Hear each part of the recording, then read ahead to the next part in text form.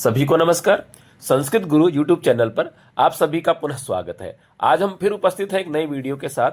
आज की चर्चा का केंद्र रहेंगे हमारे कक्षा 6 के छात्र। निश्चित रूप से उन विद्यार्थियों की परीक्षा को ध्यान में रखते हुए वीडियो बनाया गया है। जो भी विद्यार्थी पहली बार संस्कृत भाषा का प्रश्न पत्र लिखने जा रहे हैं उनके लिए महत्वपूर्ण हो जाता है। तो चलिए वीडियो शुरू करने से पहले मैं डॉक्टर सुमित कुमार शर्मा आप सभी का इस वीडियो में इस चैनल पर हार्दिक स्वागत और अभिनंदन करता हूं। जिन साथियों ने अभी तक हमारे इस वीडियो को सब्सक्राइब नहीं किया है वो जरूर इसको सब्सक्राइब कर ले, जिससे कि आपको जो नए वीडियोस आएंगे, आपके लिए जितने भी लाभदायक वीडियोस बनाए जाएंगे, जैसे ही वो अपलोड होंगे आपको समय समय पर उनका अपडेट मिलता रहेगा। यदि वीडियो आपको अच्छा लगता है तो निश्चित रूप से आप उस वीडियो को लाइक भी करें, और जिससे हमें प्रोत्साहन मिलेगा। तो चलिए वीडियो को शुरू करते हैं। उससे पहले आज का जो वीडियो है उस पर थोड़ी चर्चा कर ले। आज हम बात करेंगे कक्षा 6 के मिड टर्म के प्रश्न पत्र के बारे में। निश्चित रूप से पहली बार जो बच्चा जो है ना, नर्सरी से लेकर कक्षा 5 तक वो बुकलेट में आंसर लिखता है। पहली बार वो बच्चा आंसर शीट पर आंसर लिखेगा। कैसे लिखना है, कैसे नहीं लिखना है, किस प्रकार की गलतियां अक्सर बच्चे जल्दीबाजी में करते हैं, कौन कौन सी गलतियों से हमें बचना है, प्रश्न को कैसे समझना है, उसका उत्तर कैसे देना है, एक से बढ़ के एक ट्रिक के साथ। हर प्रश्न को कहीं रटने की जरूरत नहीं है, कहीं आपको परेशान होने की जरूरत नहीं है।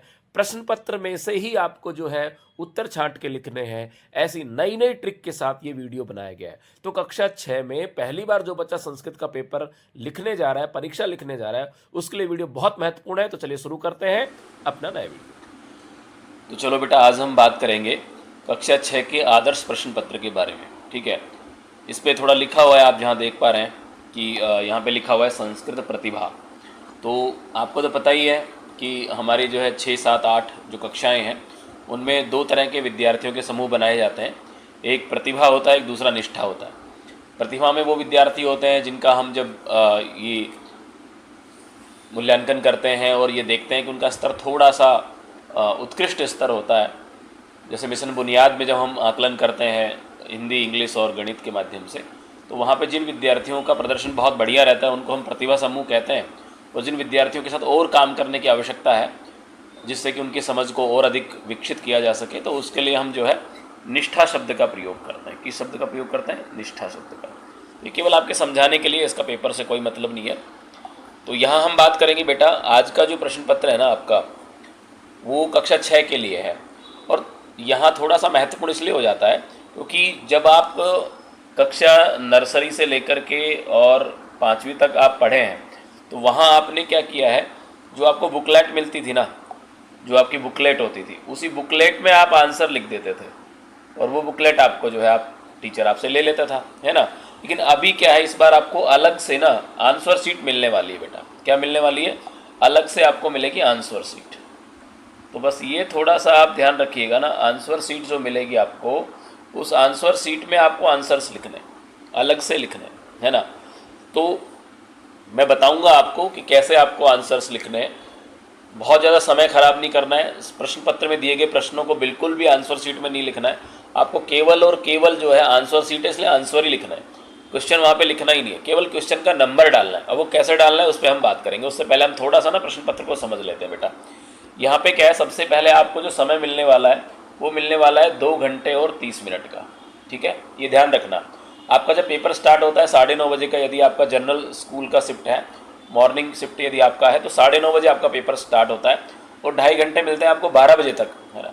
तो 12 बजे तक आपको अपना पूरा पेपर करना होता है। और आपका पेपर बहुत बड़ा नहीं होता है, बहुत छोटा पेपर होता है। बस थोड़ा सा इसलिए आपके लिए नया हो जाता है क्योंकि आप पहली बार आंसर शीट में जो है अपने आंसर्स लिख रहे हो। ठीक है बेटा, तो ये लिखा हुआ है, सार्ध का मतलब आधा होता है, होरा का मतलब घंटा, द्वयम मतलब 2। तो यहाँ पे जो होता है सार्ध 2 घंटा मतलब 2.5 घंटा। ठीक है, अब जो बेटा आपको पूर्णांक मिलने वाला है, आपका पेपर कितने अंकों का होगा? 60 अंकों का होगा बेटा। बिल्कुल जो है आपको 60 अंकों का पेपर है। और 60 में से ये मान के चलिए पूरे 60 की मेरी गारंटी, यदि आप इस पूरे वीडियो को देख लेते हो ना, मैं आपको एक एक प्रश्न का उत्तर लिखना बताऊंगा कि आपको लिखना कैसे। बिल्कुल घबराने की जरूरत नहीं है। आपको आपके शिक्षक ने बहुत बढ़िया तरीके से पढ़ाया होगा, निश्चित रूप से मुझे विश्वास है। हमारी जो शिक्षक हैं, जो साथी हैं, वो बहुत मेहनत करते हैं अपने विद्यार्थी के साथ कक्षा में। और विशेष रूप से जो कक्षा 6 वाले विद्यार्थी हैं ना, पहली बार संस्कृत भाषा से उनका जो है ये कहते हैं कि आमना सामना होता है या परिचय होता है, तो वो बहुत तल्लीनता के साथ जो है उनको पढ़ाते हैं। इसमें कोई जो है शक वाली बात नहीं है। तो सबसे पहली बात तो ये है कि आपको जो है 2.5 घंटे मिलने वाला है। दूसरा ये कि आपका जो प्रश्न पत्र है वो 60 अंकों का रहने वाला है। अब थोड़ा सा एक बार हम समझ लें बेटा कि प्रश्न पत्र में करना क्या है, प्रश्न पत्र में आएगा क्या, है ना। तो यहाँ पे आपको जो है 4 खंड मिलेंगे। कौन कौन से? खंड क, खंड ख, खंड ग और खंड घ। 4 खंड मिलने वाले हैं, ठीक है। ये आपको केवल समझने के लिए है, इसमें कहीं आपको उलझना नहीं है। बस इतना बताना है कि पहले वाला जो आपका खंड है ना, उसमें आपको एक मिलने वाला है गद्यांश। गद्यांश का मतलब आप जो है किसी भी एक छोटी कहानी का भाग हो सकता है ना, या फिर कोई दूसरा कोई भी निबंध हो सकता है। बस वही आपको छोटा सा मिलेगा। और वो गद्यांश ना आपने पहले कभी पढ़ा नहीं है, बस ये थोड़ा सा फर्क रहता है। आपने पाठ्य पुस्तक में बहुत सारे पाठ पढ़े, अस्माकम विद्यालय है या दूसरा समुद्र तट है, इस प्रकार के बहुत सारे पाठ आपने पढ़े। लेकिन यहाँ पे है ना, यहाँ पे जो है आपको एक ऐसा गद्य मिलेगा जो आपने पढ़ा तो नहीं है, लेकिन हाँ उस गद्य को पढ़ने के बाद आपको जो है वहाँ पे 8 अंकों के प्रश्न मिलेंगे बेटा। और 8 अंकों के प्रश्न आपको बहुत सरलता से उनका उत्तर देना है, और कैसे देना है वो मैं बताऊँगा, वो आप मेरे पे छोड़ दो, ठीक है। तो बस आप पूरे वीडियो को देखते रहो। यदि आपने सब्सक्राइब नहीं किया चैनल तो सब्सक्राइब कर लो, क्योंकि और भी बहुत सारे वीडियो आने वाले हैं। आपके चैप्टर्स के वीडियो आने वाले हैं, आपके जो पाठ हैं उनके जो अभ्यास प्रश्न हैं उनको कैसे सोल्व करना है उसके वीडियो आने वाले हैं।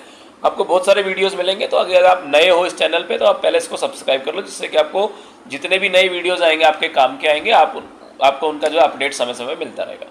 तो बेटा पहला तो हो गया हमारा ये, ठीक है।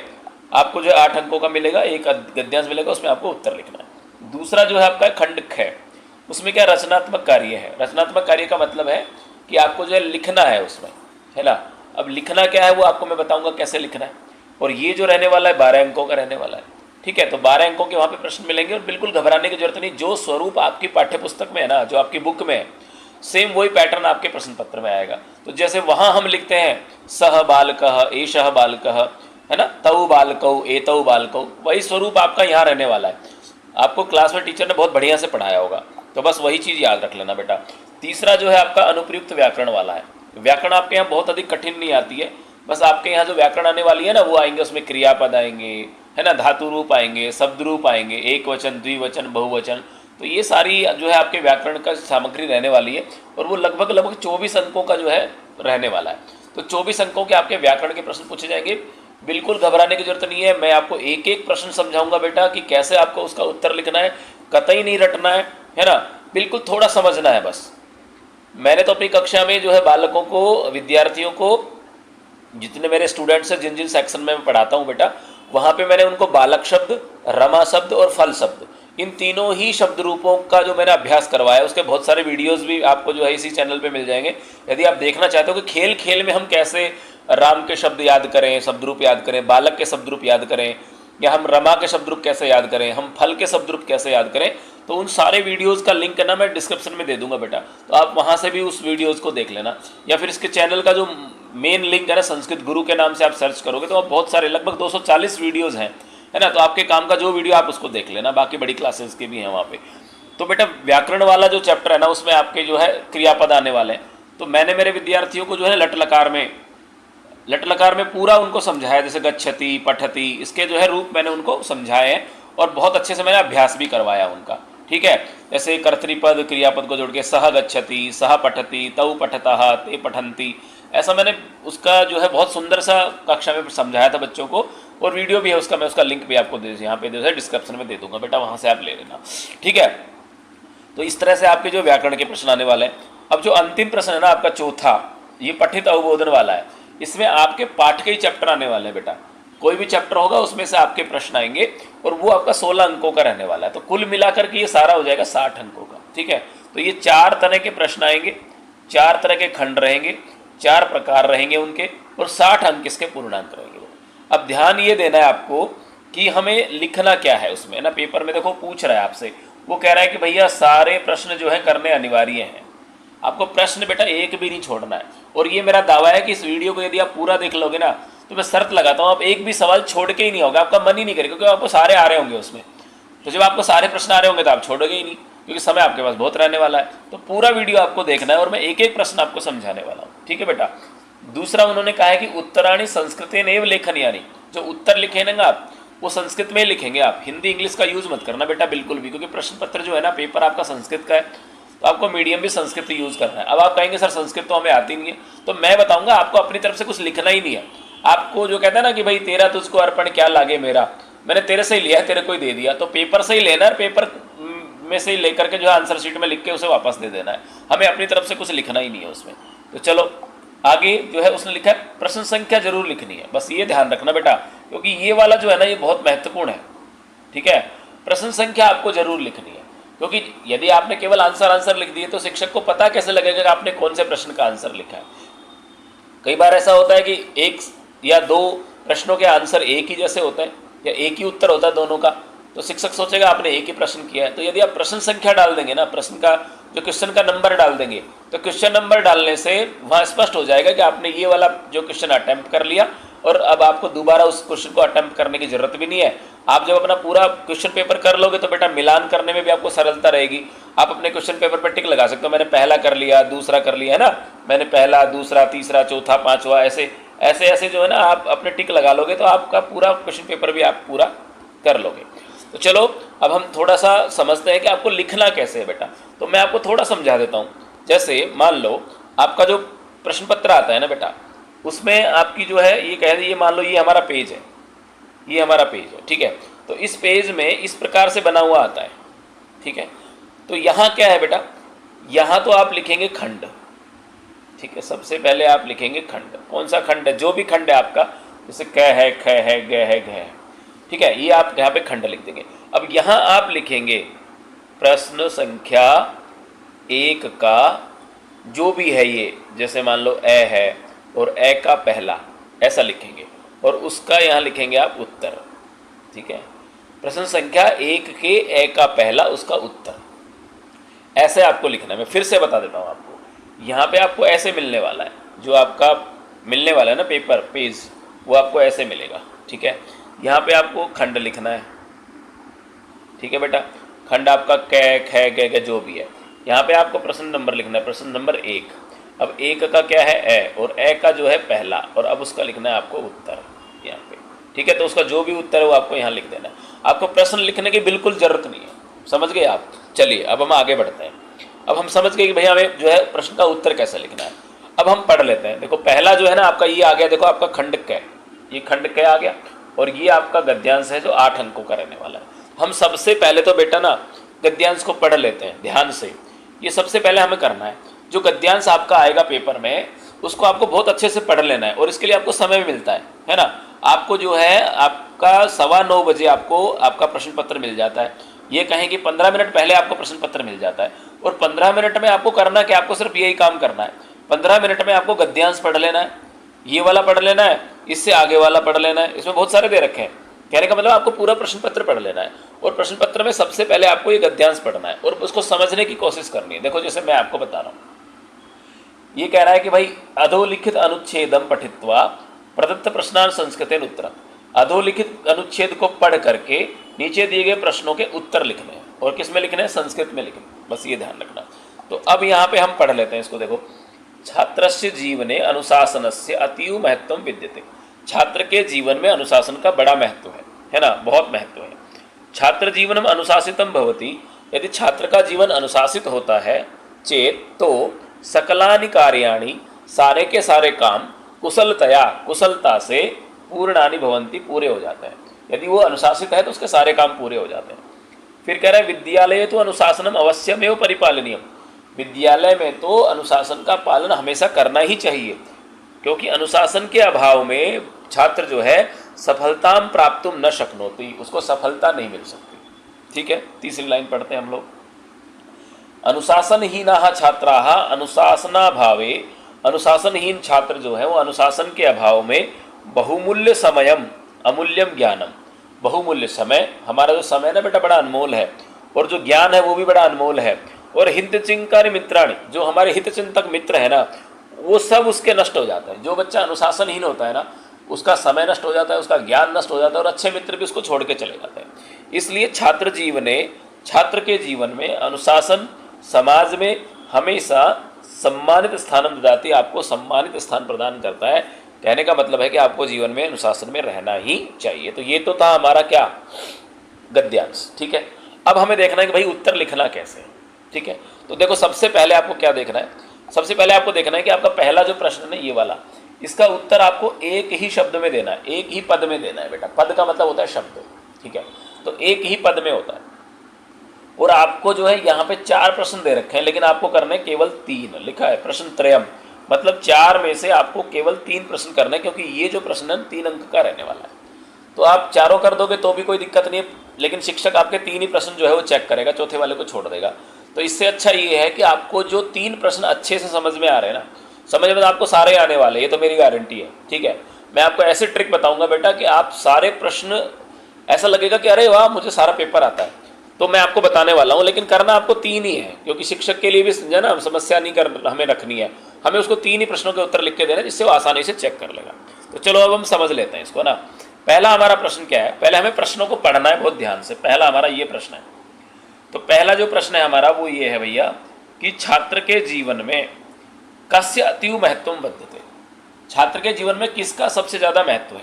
अब हमें करना क्या है भाई, हमें सबसे पहले ना ये शब्द ढूंढ लेना है बेटा, छात्रस्य जीवने अतीव महत्व विद्यते।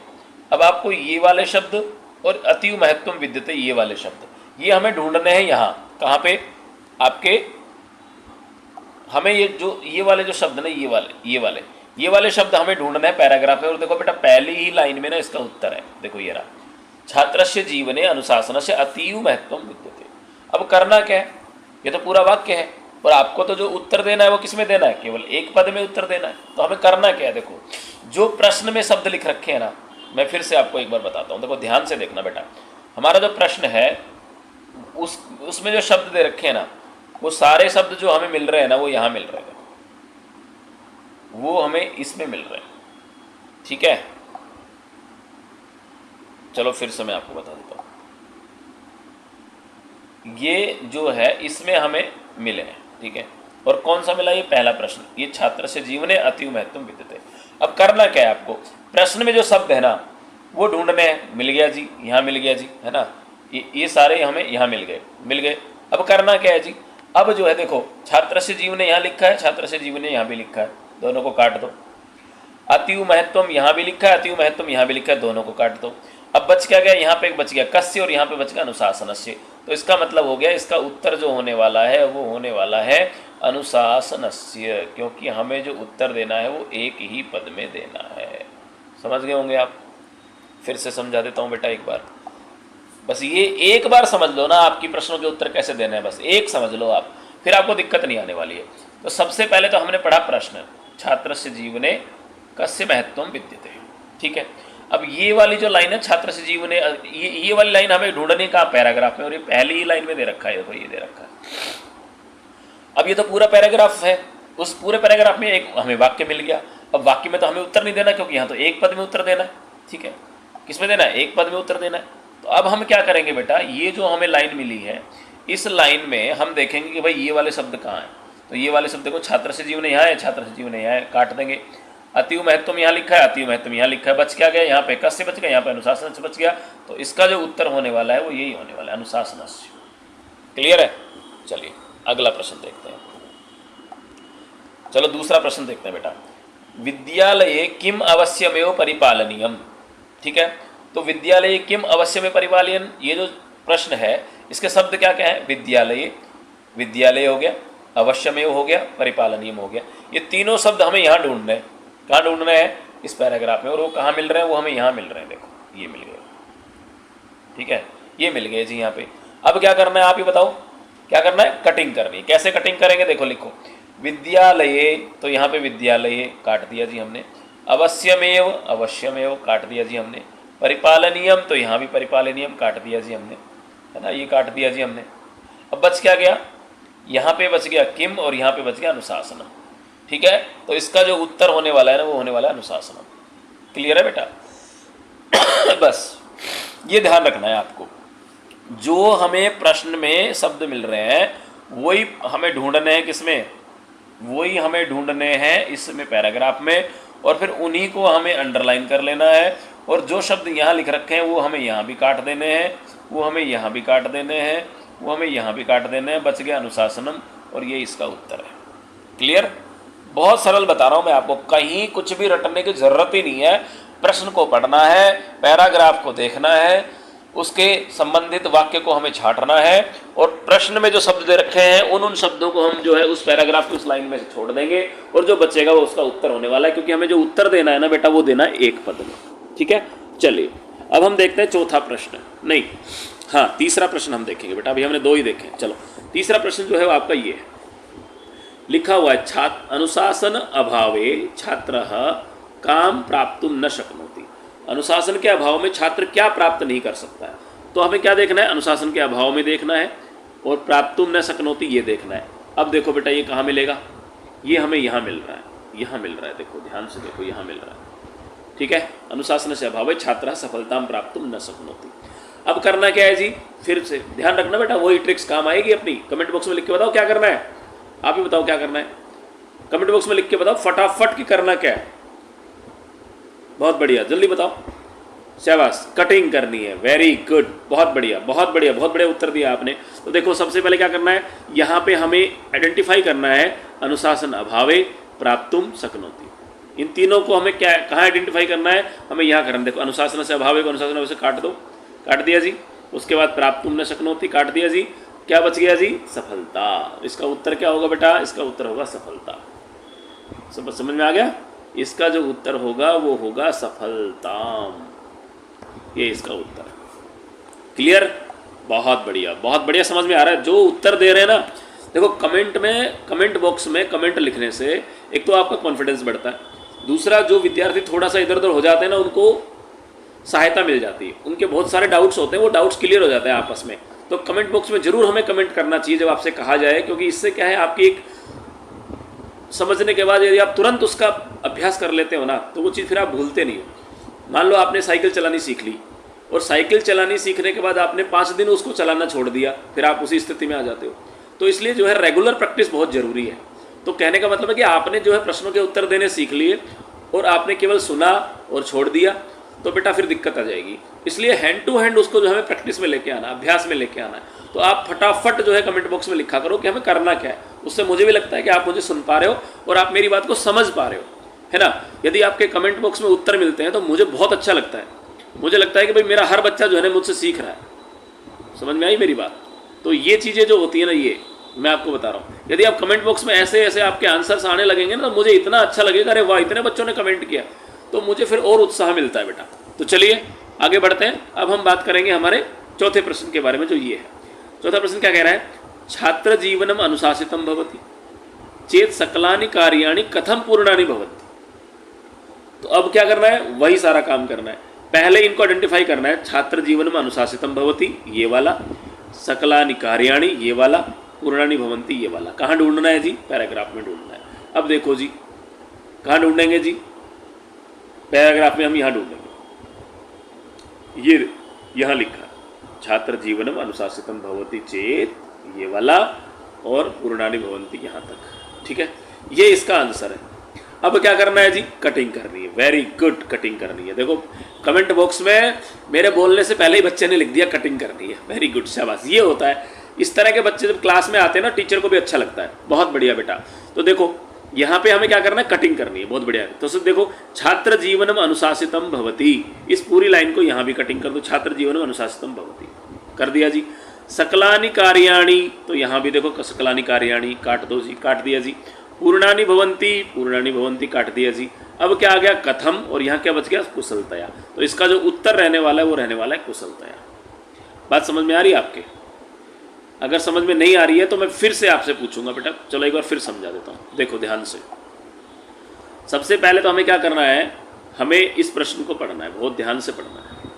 ठीक है, अब क्या करना है भाई साहब, अब हमें जो है इन प्रश्नों को यहाँ पे इसी चीज़ को हमें यहाँ छांट लेना है। किस में छांटना है जी, यहाँ पे छांटना है जी। छात्र जीवन अनुशासितम भवति, ये वाला जो है ना, छात्र जीवन अनुशासितम भवति सकलानि कार्याणि पूर्णानि भवन्ति, यहाँ छांटना है। इसमें किसमें, पैराग्राफ में। अब वो कहाँ मिल रहा है जी, वो हमें यहाँ मिल रहा है। छात्र जीवनम अनुशासितम भवति यहाँ से यहाँ तक, और पूर्णानि भवन्ति यहाँ से यहाँ तक, ये हमें मिल गया जी। अब क्या करना है जी, अब वही बात मैं आपको फिर बता रहा हूँ, वही वाली बात। कौन सी वाली बात, जैसे आपको ये अंडरलाइन करना था, अनुशासनम छात्र जीवन अनुशासितम भवति, तो ये वाली लाइन जो है यहाँ से यहाँ भी है, छात्र जीवन अनुशासितम भवति, तो इसको कटिंग कर दो, इसको भी कटिंग कर दो, कर दिया जी। अब सकलानि कार्याणि लिखा है तो यहाँ भी सकलानि कार्याणि लिखा है, काट दो जी। पूर्णानि भवन्ति यहाँ लिखा है, पूर्णानि भवन्ति यहाँ लिखा है, तो बच क्या गया जी, बच गया कुशलतया। तो कुशलतया इसका क्या हो गया जी, उत्तर हो गया। बात समझ में आ गई? बहुत बढ़िया, very good very good very good. बीच बीच में आप लाइक कर दिया करो, कमेंट कर दिया करो, मुझे लगता फिर मुझे इतना अच्छा लगता है कि मुझे बस ये लगता है कि बच्चे सुन रहे हैं मेरी बात, और जब मेरे बच्चे मुझे सुनते हैं ना तो मुझे बहुत अच्छा लगता है। ठीक है, तो आप कमेंट बॉक्स में लगातार कमेंट लिखते रहा करो, जैसे जैसे आपकी समझ में आएगा मुझे लगता रहेगा कि हाँ बच्चे बहुत समझ पा रहे हैं, फिर मुझे अच्छा लगता है। चलिए अब हम आगे बढ़ते हैं। तो पहला प्रश्न किस किस को समझ में आ गया बेटा, बिल्कुल थंब इंप्रेशन डाल दो उसमें। पहला प्रश्न जिस जिसको समझ में आ गया वो थंब इंप्रेशन डाल दो, ओके लिख दो, फिर हम आगे बढ़ जाते हैं, है ना। तो सबसे पहली बात ये है कि जिसको समझ में नहीं आया वो भी कमेंट बॉक्स में लिख दो, और क्या समझ में नहीं आया वो भी लिख दो, मैं उससे भी बातचीत कर लूँगा। ठीक है, जब तक आप लोग अपना उत्तर लिखते हैं जब तक हम बढ़ते हैं आगे। तो चलिए अब हम बात करेंगे प्रश्न संख्या 2 के बारे में। तो प्रश्न संख्या 2 में सबसे पहले समझ लो करना क्या है। सबसे पहले तो आपको जो है इन 2 प्रश्नों में से कोई एक ही प्रश्न करना है, लेकिन ये प्रश्न जो है 2 अंकों का रहने वाला है, और इसका उत्तर भी आपको पूर्ण वाक्य में देना है। अब तक तो हमने क्या दिया था, एक पद में, एक शब्द में उत्तर दिया था। अब हमें जो है पूरा वाक्य लिखना है। पूरे वाक्य का मतलब ये है कि इस प्रश्न में, किस प्रश्न में, इस वाले प्रश्न में आपको जो जो शब्द दिख रहे हैं ना, कौन से वाले, ये वाले, देखो मैं बता देता हूँ आपको। इस वाले प्रश्न में पूर्ण वाक्य में जो हमें उत्तर देना ना, ये वाला, छात्र जीवनम अनुशासितम भवति चेत कानि कुशलतया पूर्णानि भवन्ति। ठीक है, ये की ये लाइन हमें कहाँ ढूंढनी है, ये की जो ये लाइन है ये हमें ढूंढनी है इस पैराग्राफ में। ढूंढे, चलो ढूंढते हैं जी। ये देखो यहाँ लिखा हुआ है छात्र जीवने, यहाँ से लिखा हुआ है, ये यहाँ से लेके यहाँ तक कुशलतया और पूर्णानि भवन्ति, ये यहाँ तक। ठीक है, अब क्या करना है आपको, अब यहाँ आपको कहीं कटिंग नहीं करनी है, क्योंकि आपको जो प्रश्न का उत्तर देना है ना वो किस में देना है, वो आपको पूर्ण वाक्य में देना है। ठीक है, चलो फिर बता देता हूँ, देखो ध्यान से। यहाँ ऐसे कर लेते हैं हम इसको, तो आपको समझ में आ जाएगा, हमें उसको आगे नहीं जाना पड़ेगा उसके लिए। चलो बेटा, तो देखो अब ध्यान से। सबसे पहले आपको क्या करना है, पूर्ण वाक्य में उत्तर देना है, ये ध्यान रखना है। अब आपको क्या करना है, अब आपको इस वाले प्रश्न को देखना है। ठीक है, पढ़ना भी है इसको जी। कैसे पढ़ेंगे जी, ऐसे पढ़ेंगे जी। देखो जी, छात्र जीवनम अनुशासितम भवति, है ना, छात्र जीवनम जो है अनुशासितम भवति, ऐसा लिखा हो, छात्र जीवन अनुशासितम भवति चेत कानि कुशलतया पूर्णानि भवन्ति। तो ये शब्द आपको कहाँ कहाँ मिल रहे हैं जी, हमें यहाँ मिल रहे हैं। छात्र जीवनम अनुशासितम भवति सर्वाणि कार्याणि पूर्णानि भवन्ति, ये यहाँ से। अब देखो ध्यान से, आपको लिखना है पूर्ण वाक्य में, बस इस बात का ध्यान रखना, जबकि यहाँ पे एक पद में देना था। तो यहाँ तो हमने क्या की थी, कटिंग वटिंग, ऐसे ऐसे ऐसे कटिंग की। यहाँ कटिंग करनी ही नहीं है, क्योंकि पूरा वाक्य लिखना है। तो पूरा वाक्य लिखना है तो ये ध्यान रखना है आपको कि ये पूरा वाक्य यहाँ से लेके यहाँ तक आपको आंसर के रूप में लिखना ही है। क्योंकि जब आप पूरा वाक्य लिख देंगे ना तो आपको कहीं दिक्कत नहीं आने वाली है, आपको सारे जो है 2 में से 2 अंक मिलने वाले हैं। तो ये पूरा वाक्य आपको जो है लिखना है, इसका आंसर। ठीक है, चलो बेटा दूसरा प्रश्न पढ़ लेते हैं। दूसरा प्रश्न क्या है जी, दूसरा प्रश्न ये है जी, अनुशासनहीनाः छात्रा अनुशासन अभावे किम विनश्यति। अनुशासनहीन जो छात्र होते हैं अनुशासन के अभाव में क्या नष्ट कर देते हैं। तो ये वाली पूरी जो लाइन है ना, ये वाली पूरी लाइन हमें ढूंढनी है। कहाँ पे हमें ढूंढनी है, यहाँ पे। अब देखो जी, हम यहाँ ढूंढ लेते हैं। यहाँ पे लिखा हुआ है जी, अनुशासनहीनाः छात्राः नश्यन्ति, यहाँ तक पूरा ये। ठीक है, अब देखो, अनुशासनहीनाः छात्रा अनुशासन अभावे किम नश्यन्ति, अनुशासनहीनाः छात्रा अनुशासन अभावे विनश्यन्ति। तो यहाँ से लेके यहाँ तक ये हमें पूरा लिखना है भाई साहब, क्योंकि जब तक आप पूरा नहीं लिखोगे ना, आपको पूर्ण वाक्य में उत्तर देना है। देखो लिखा भी हुआ है यहाँ पे, ये लिखा है पूर्ण वाक्य में उत्तर देना है, तो आपको पूरा ये लिखना है। बस ये बात समझ लेना, पूरा वाक्य लिखना है इसका आंसर। क्लियर? चलिए जी आगे बढ़ते हैं। अब हम पढ़ते हैं जी प्रश्न संख्या 3, और प्रश्न संख्या 3 में लिखा है जी, यथा निर्देशम उत्तर, जैसा निर्देश दिया गया वैसा उत्तर देना है। और यहाँ भी आपको केवल प्रश्न 3 करने हैं, क्योंकि 3 अंकों का रहने वाला है, जबकि यहाँ आपको प्रश्न मिलेंगे 4। ठीक है, करने कितने हैं जी, 4 में से कोई भी 3 करने हैं जो आपको अच्छे समझ में आ जाए। समझ में आपको पूरे आने वाले हैं, ये मेरी गारंटी है। पूरा वीडियो देखते रहना, बस आप लास्ट वाले प्रश्न तक पूरा देखना बेटा। एक एक प्रश्न की गारंटी है मेरी। आप ऐसे करोगे बिल्कुल मक्खन की तरह, आपको लगेगा कि पेपर नहीं, हम तो बस ऐसे मजाक मजाक में पूरा पेपर कर लेंगे। बिल्कुल टेंशन लेने की जरूरत नहीं है। जो बच्चे कक्षा 6 के हैं, पहली बार आंसर शीट में उत्तर लिख रहे हैं, तो सबसे पहले आपको प्रश्न का नंबर लिखना है, उसके बाद उसका उत्तर लिखना है। प्रश्न बिल्कुल भी नहीं उतारना है, प्रश्न को आप प्रश्न पत्र में ही रहने दो, केवल उसकी संख्या लिखनी है बस, और उसके बाद उसका उत्तर लिखना है। उसके बाद कुछ नहीं लिखना है आपको, ठीक है। चलो तो अब हम देख लेते हैं बेटा इसमें क्या करना है। आपके सामने जो है प्रश्न है 4, और आपको करने कितने हैं जी? 4 में से कोई भी 3 करने हैं। तो देखो सबसे पहले हम पढ़ लेते हैं जी पहला प्रश्न। पहला प्रश्न क्या है बेटा? छात्रः सफलतां प्राप्तुं न शक्नोति। छात्र जो है सफलता प्राप्त नहीं कर सकते, ये हो गया जी वाक्य। अब इस वाक्य में, अस्मिन वाक्य, इस वाक्य में कर्तृपदम किम अस्ति। कर्तृपदम का मतलब होता है कर्ता। मैं आपको लिख के बता देता हूँ जी, देखो जी, ये होता है कर्तृपदम का मतलब होता है कर्ता। कर्तृपदम का मतलब क्या होता है? कर्ता। अब कर्ता कौन होता है मैं आपको फिर बता देता हूँ जी। देखो कोई भी वाक्य होता है ना बेटा, उसमें यदि हम बात कर रहे हैं, यदि हम, चलो इंग्लिश की एक बार ना, इंग्लिश की थोड़ी सी हम बात कर लेते हैं। आपने खूब इंग्लिश के सेंटेंस पढ़े होंगे, क्योंकि आप पहली बार संस्कृत पढ़ रहे हो, तो हम थोड़ा इंग्लिश का इसमें ना वो ले लेते हैं, हेल्प ले लेते हैं। तो देखो आपने जो है सेंटेंस का स्ट्रक्चर पढ़ा होगा बेटा, जो हमारा सेंटेंस होता है ना, उसका आपने जो स्ट्रक्चर पढ़ा है ना, उसमें सबसे पहले क्या होता है? सबसे पहले क्या होता है बताओ? जब जो सिंपल, मैं सिंपल सेंटेंस की बात कर रहा हूँ बेटा, मैं किसी भी तरह के क्वेश्चन मतलब जो है ना उसकी बात नहीं कर रहा हूँ। सिंपल सेंटेंस में सबसे पहले वहाँ पे होता है आपका सब्जेक्ट। सब्जेक्ट के बाद जो है होता है जी ऑब्जेक्ट, और ऑब्जेक्ट के बाद होती है जी वर्ब, या वर्ब पहले आ जाती है ऑब्जेक्ट बाद में। मतलब 3 चीज़ें ही होती हैं, ये मान के चल लो आप। किसी भी सेंटेंस में 3 चीज़ें होती हैं। सबसे पहले उसमें सब्जेक्ट भी होगा, उसमें दूसरी बात ऑब्जेक्ट होगा, उसमें तीसरी बात जो है वर्ब होगी, और एक जो है हेल्पिंग वर्ब भी आती है। ये इंग्लिश की बात कर रहे हैं हम, ठीक है। तो उसी तरह से संस्कृत में भी बेटा 3 चीज़ें होती हैं। सबसे पहले होता है आपका कर्ता, जिसको हम इंग्लिश में कहते हैं सब्जेक्ट, ठीक है। उसके बाद होता है जी कर्म, जिसको आप इंग्लिश में कहते हो ऑब्जेक्ट। उसके बाद होती है जी क्रिया, जिसको हम क्रियापद भी कहते हैं संस्कृत में, वो होती है आपकी वर्ब। तो ये 3 चीज़ें जो आपकी जो है, ये कह दें हम, ये 3 चीज़ें जो आपकी इंग्लिश में होती हैं, वही 3 चीज़ें जो है आपकी यहाँ संस्कृत में भी होती हैं, ठीक है। तो अब क्या करना है बेटा? कर्ता कौन होता है बताओ? किसी भी काम को करने वाला, काम को करने वाला कर्ता होता है, ठीक है। जैसे राम विद्यालय जाता है, तो कौन विद्यालय जा रहा है? राम। तो कर्ता कौन हो गया? राम। मोहन फल खाता है, तो कौन फल खा रहा है जी? मोहन खा रहा है। तो कर्ता कौन हो गया जी? मोहन हो गया, ठीक है। अब जैसे एक शिक्षक पढ़ा रहा है, तो कौन पढ़ा रहा है जी? शिक्षक पढ़ा रहा है। तो शिक्षक क्या हो गया? कर्ता हो गया। छात्र पढ़ रहा है जी, छात्रा पढ़ रही है, तो कौन पढ़ रहा है जी? छात्र पढ़ रहा है, छात्रा पढ़ रही है। कर्ता कौन हो गया? छात्र हो गया, छात्रा हो गई, ठीक है। अब ये चीजें आपको ध्यान रखनी है। तो इस वाले प्रश्न में पूछा उसने कि कर्तृपद क्या है, कर्ता क्या है। तो देखो सबसे पहले वाक्य को पढ़ो, छात्रः। तो देखो सबसे पहले आप ना वाक्य को पढ़ो। देखो इसमें लिखा है छात्रः सफलतां प्राप्तुं न शक्नोति। तो छात्र सफलता प्राप्त नहीं कर सकता। तो कौन नहीं कर सकता जी? छात्र नहीं कर सकता। पूछा क्या है इसने? कर्तृपद। तो बस ये आपको ध्यान रखना है कि कर्तरी का मतलब होता है काम को करने वाला, अर्थात कर्ता। क्लियर? तो कर्ता कौन है जी इसमें? सफलता तो है नहीं, शक्नोति है नहीं, प्राप्तुम है नहीं, कौन है जी? छात्र है। तो उत्तर क्या हो गया जी? इसका उत्तर हो गया जो है छात्र, ठीक है। इसका उत्तर क्या हो गया जी? छात्र हो गया। दूसरा प्रश्न पढ़ लेते हैं। विनश्यति अत्र कह लकारः। अब आपको जो है परीक्षा में ज़्यादा कुछ टेंशन लेने की जरूरत नहीं है, क्योंकि आपको केवल लट लकार ही पढ़ना है। एक ही लकार पढ़ना है आपको कक्षा 6 में, ठीक है। लट लकार पढ़ना है। एक आपको जब आप एनुअल एग्जाम में पढ़ेंगे तो आपको लोट लकार और मिल जाएगा, या हो सकता है लिट भी मिल जाए, लेकिन ज़्यादा नहीं है आपके यहाँ लकार। अभी तो केवल आपको लट ही पढ़ना है, ज़्यादा पढ़ने की जरूरत नहीं है।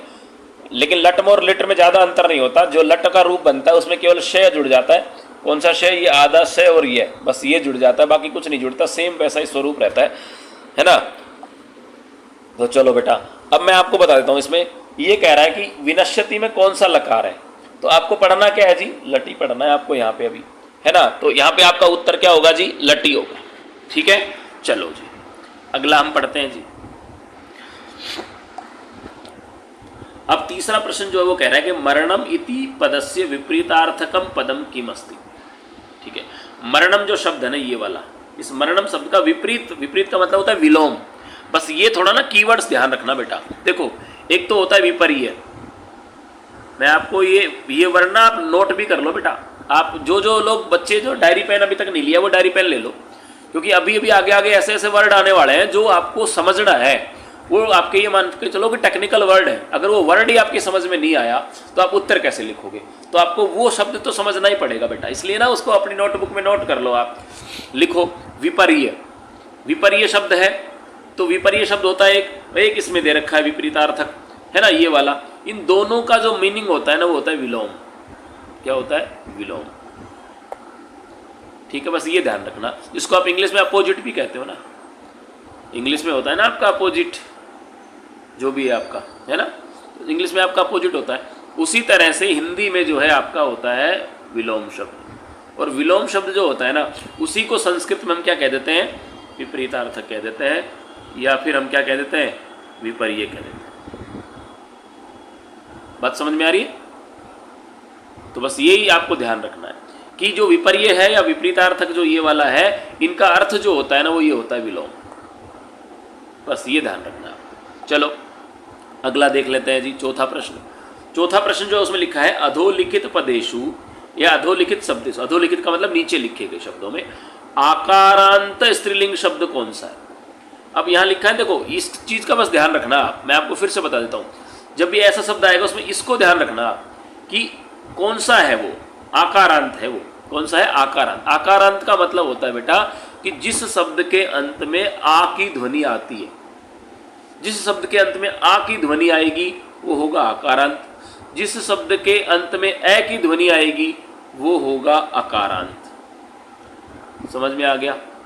अब आ की ध्वनि कैसे आएगी? जैसे रमा, है ना, जैसे हो गया आपका नौका, जैसे हो गया आपका बालिका, है ना, मैं लिख रहा हूं यहाँ पे, जैसे हो गया आपका बालिका। इन सब के अंत में क्या रहा है? का, मा, का, मतलब आ रहा है। ये क्या आ रहा है? आ।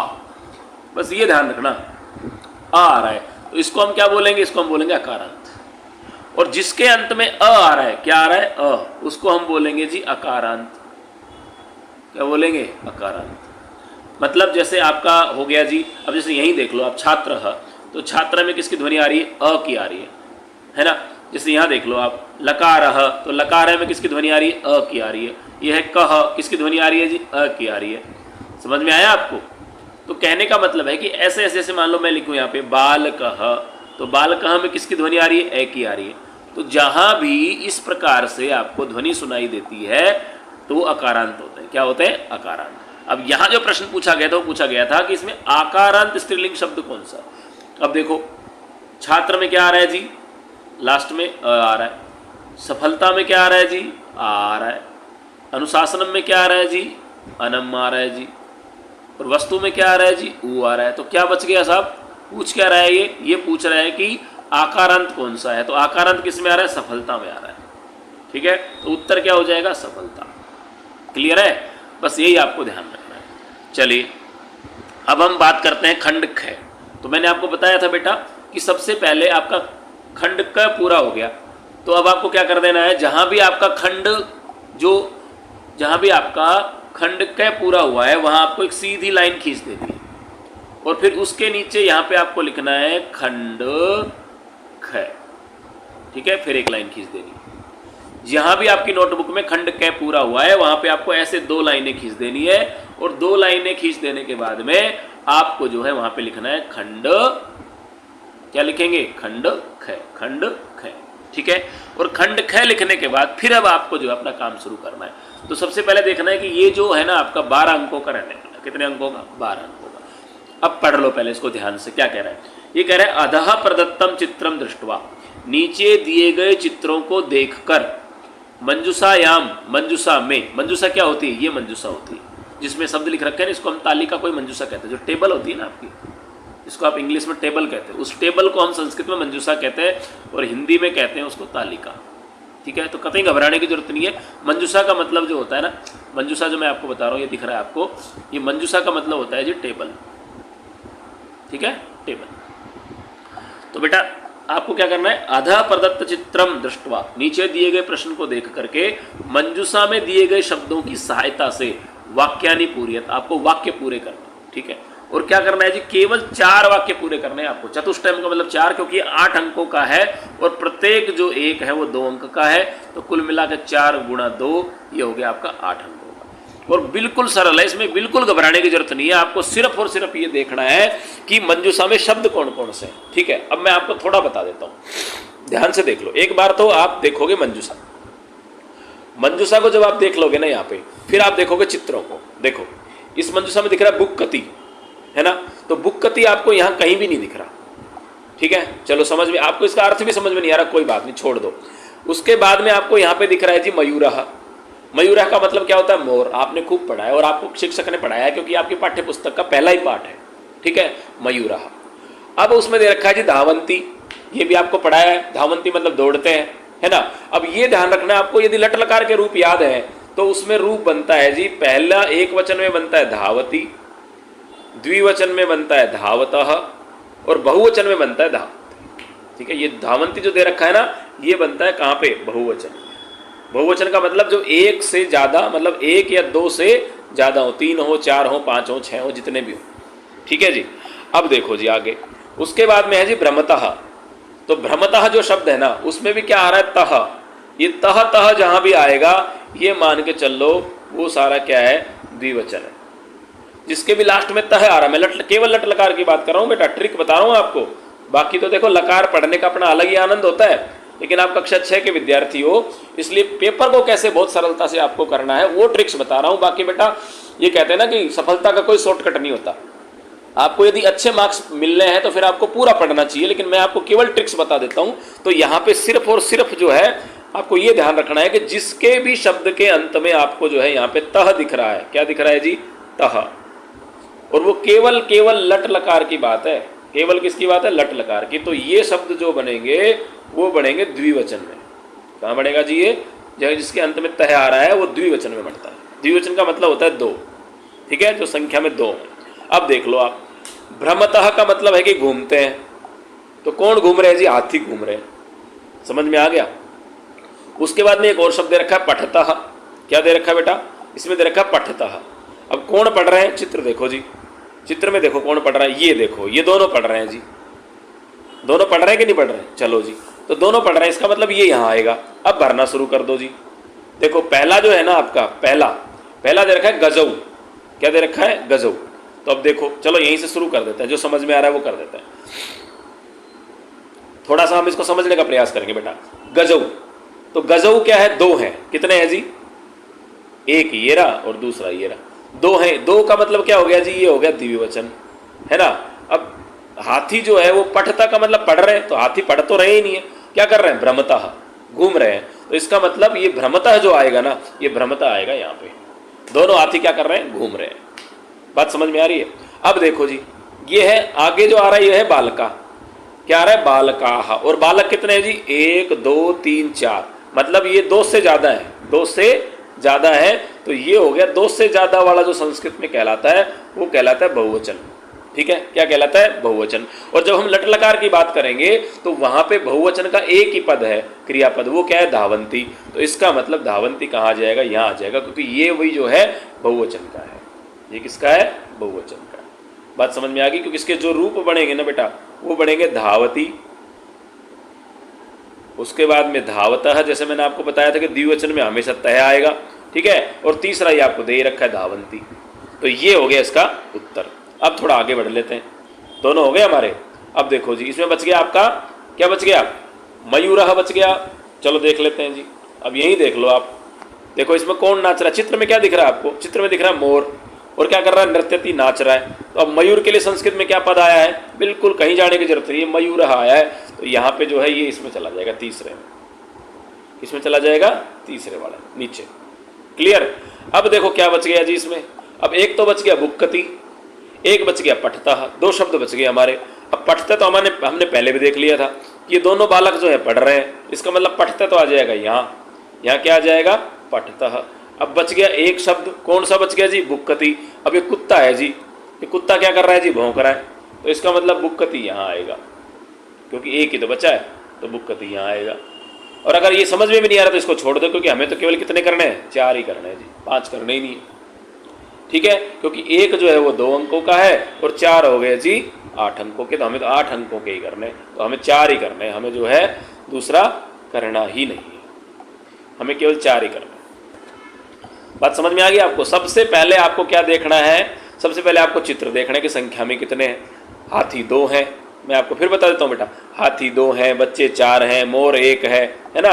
उसके बाद में ये बालक 2 हैं, समझ में आ रही मेरी बात? ये बालक कितने हैं? ये बालक भी 2 हैं, कुत्ता भी 1 है। उसके बाद आपको देखना है ये क्रियापद, इनका जी इनका अर्थ समझ लो। भुक्कति समझ में नहीं आ रहा, छोड़ दो। मयूर मतलब मोर होता है। धावंती मतलब बहुत सारे दौड़ रहे हैं, क्योंकि लास्ट में क्या आ रहा है? अंति। अंति किस में आता है जी? बहुवचन में आता है, ठीक है। उसके बाद में भ्रमतः, भ्रमतः मैंने आपको बता दिया कि तह जो है, यदि हम लट लकार की बात करें तो ये आता है द्विवचन में, ठीक है। उसी तरह पठतः फिर द्विवचन में, क्लियर। तो ये इस तरह से आप ध्यान लगाते हुए एक एक उसको भरते चले जाएंगे। 12 अंकों का जो आपका खंड रहने वाला है। अब करना क्या है, ठीक है। अब क्या है जी, यदि तो आप या तो आप ये कर लो, और अगर आप ये नहीं कर रहे हो तो फिर ये अथवा में दे रखा है। अथवा का मतलब होता है या तो ऊपर वाला कर लो या नीचे वाला कर लो। और यदि आप मान लो ऊपर वाला समझ में नहीं आ रहा, आपको कोई ऐसे शब्द दे दी जो आपको चित्र में भी समझ में नहीं आ रहे, तो बिल्कुल घबराने की जरूरत नहीं है, आप नीचे वाला कर लो। लेकिन ये ध्यान रखना, चित्र देख करके लिखना बड़ा सरल रहता है, और वैसे अगर आप लिखोगे तो आपके थोड़ी सी गलती होने के चांस होते हैं, क्योंकि बेटा आपको भाषा कम आती है, आप पहली बार जो है कक्षा 6 में संस्कृत पढ़ रहे हो। वैसे तो खैर अगर लगातार अभ्यास किया जाए ना बच्चों के साथ, तो कक्षा में संस्कृत समझना शुरू कर देता है। मैं तो मेरी कक्षा में जो है अप्रैल से संस्कृत में ही बच्चों को पढ़ा रहा हूँ, तो मेरे बच्चे जो है संस्कृत में निर्देश समझ जाते हैं। उनको संस्कृत बोलनी तो नहीं आती, लेकिन समझ जाते हैं वो धीरे धीरे, जो मैं बोलता हूँ वो समझ जाते हैं। क्योंकि भाषा जो है उसका पहला जो कौशल है ना, भाषा जो है उसका पहला जो स्किल है, वो स्किल क्या है बेटा? वो है आपका लिसनिंग। लिसनिंग मतलब सुनना। जो कोई भी भाषा होती है ना, उस भाषा के हमारे 4 स्किल होते हैं। सबसे पहला होता है सुनना। बच्चा जब जन्म लेता है तो पहले सुनता है, उसके बाद में क्या करता है बच्चा? कुछ कुछ बोलना शुरू कर देता है, जैसे पा, मा, बा। पहले सुनता है फिर बोलता है। उसके बाद में तीसरा जो है वो क्या करता है बेटा? पढ़ता है। फिर वो क्या करता है? पढ़ता है, पठन करता है, पढ़ता है। और सबसे अंत में जो है वो करता है लेखन, ठीक है। तो पहला तो क्या हो गया? भाषण। ये मैं आपके काम की बात नहीं, लेकिन बात आगे तो बता रहा हूं। दूसरा नहीं, सॉरी, पहला तो हो गया आपका सुनना, दूसरा भाषण मतलब बोलना, है ना। तीसरा जो है वो करेगा जी पठन, पठन मतलब पढ़ना, और फिर सबसे अंत में करेगा लेखन। ये भाषा के कौशल कहलाते हैं बेटा। लेकिन आजकल बड़ा उल्टा चल रहा है। सबसे पहले बच्चा जब जाता है स्कूल में, उसको लिखना सिखा देते हैं, A for apple, B for ball. अरे ये लिखना तो सबसे बाद में आएगा, पहले तो उस बच्चे को सुनने दो कि ए फॉर एप्पल होता है, बी फॉर बॉल होता है। जितना सुनेगा तभी तो बोलेगा, है ना। चलो तो आगे बढ़ते हैं बेटा। हम इस मंजूषा में से जो है, यदि आपको पहले चित्र वाला समझ में नहीं आ रहा तो आप दूसरा उसको समझने की कोशिश करना। मंजूषा की सहायता लेनी है। मंजूषा मतलब मैंने आपको पहले बताया था, मंजूषा का मतलब होता है हिंदी में तालिका, और इंग्लिश में बेटा उसको कहते हैं टेबल, ठीक है, और संस्कृत में कहते हैं मंजूषा। तो यहाँ पे आप देख लो, सबसे पहले इसको पढ़ो क्या कह रहा है। मैंने तो मेरे बच्चों को जो है परिचय करना बोलना सब सिखा रखा है, और यहाँ आपको ये काम आ गया। देखो, यदि आपको आपके शिक्षक ने सिखाया है तो सुरेश कहता है मम नाम सुरेशः, तो यहाँ क्या पूछा उसने? भवतः नाम किम। तो यहाँ जो भवतः है ना बेटा, वो यहाँ आ जाएगा, भवतः नाम किम, क्योंकि आपको परिचय आना ही चाहिए, ठीक है। तो वो कह रहा है, अब उसने पूछ लिया, अब दीपक उससे पूछ रहा है, तो दीपक क्या पूछेगा? दीपक उससे फिर पूछेगा, क्या पूछेगा दीपक? दीपक पूछेगा कि मम नाम दीपकः, वो फिर पूछ रहा है दोबारा से भवतः नाम किम। ये तो परिचय का क्रम होता है, मेरा नाम ये है, तुम्हारा नाम क्या है, फिर वो अपना नाम बताएगा, फिर वो आपका पूछेगा, ठीक है। अगला वो कह रहा है कि मम पितु नाम श्री सुरेंद्र, मेरे पिताजी का नाम सुरेंद्र है। भवान कस्याम कक्षायाम पठती, आप कौन सी कक्षा में पढ़ते हो, ठीक है। बात समझ में आ गई। अब जो है वो कह रहा है अहम षष्ठी कक्षायाम पठामी, मैं षष्ठी कक्षा में पढ़ता हूँ। तो बेटा यहाँ थोड़ा समझने की जरूरत है कि यहाँ जो आएगा ना भवतः, ये तो आएगा 1 नंबर में, ठीक है। उसके बाद में वो कह रहा है मम नाम, ये आएगा 2 नंबर में। फिर भवतः जो है वो 3 में भी आ जाएगा, ठीक है, ठीक है।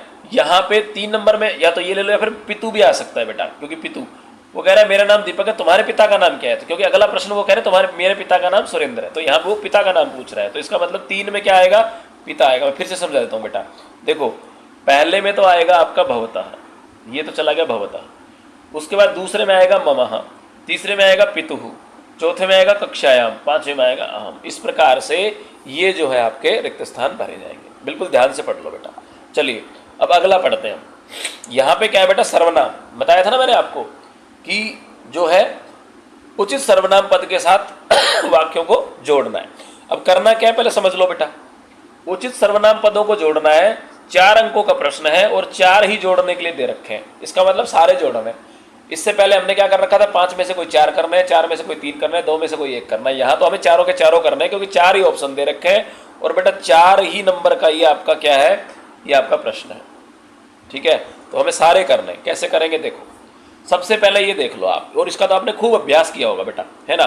सारे के सारे जो है ये है लट लकार के, इसीलिए मैं आपको कह रहा था कि आपको लट लकार छठी कक्षा में याद कर लेना चाहिए। किसी भी धातु का ले लो, किसी भी क्रियापद का ले लो, पठती पठता पठंती, पठसी पठता पठता, पठामी पठाव पठामा। इस प्रकार से आप जो है एक भी क्षमा करें। तो बेटा मैं ये कह रहा था कि आप ना केवल एक लट लकार याद कर लो बस, क्योंकि एक ही लट लकार जो है ना, आप इसी प्रकार के प्रश्न आते हैं आपके। अब देखो सबसे पहले आपको ध्यान से ये पढ़ना है कि एक एक शब्द को पढ़ना है बेटा। जैसे सा किसके लिए होता है, स्त्रीलिंग के लिए होता है, स्त्रीलिंग। और ये होता है जी आपका एक वचन। क्या होता है बेटा, स्त्रीलिंग एक वचन। चलो जी अब हम बात कर रहे हैं जी ताहा। ताहा भी स्त्रीलिंग तो होता है लेकिन क्या होता है, बहुवचन। ठीक है, अब है जी तीसरा। तीसरा क्या है भाई साहब, तीसरा जो है वो है जी ते।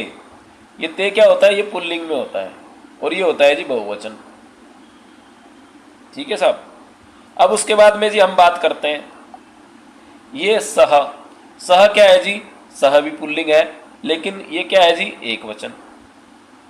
तो 2 तो हो गए हमारे किसके, स्त्रीलिंग के, और 2 हो गए हमारे पुल्लिंग के। ठीक है, एक वचन एक बहुवचन, इस प्रकार सारी व्यवस्थाएं हैं। तो अब क्या करना है ये देखो, सा का मतलब होती है लड़की और वो एक वचन में होती है, तो सा वदती या सा पठती, कुछ भी हो सकता है। ताहा क्या है, बहुवचन में, और बहुवचन में क्या दे रखा है बेटा, यहां पे दे रखा है आपको ताहा धावंती। ठीक है, अब देखो थोड़ा सा मैंने इसीलिए आपको पहले गड़बड़ करके बताया। अब देखो हमने यहाँ क्या पढ़ा, हमने पढ़ा कि भाई ते जो होता है ना, पहली बार में तो मुझे ते लगा कि ये जो है पुल्लिंग का बहुवचन है। ठीक है, लेकिन पुल्लिंग का बहुवचन तो है, लेकिन यहाँ बहुवचन का तो केवल भैया एक ही दे रखा है ना क्रियापद।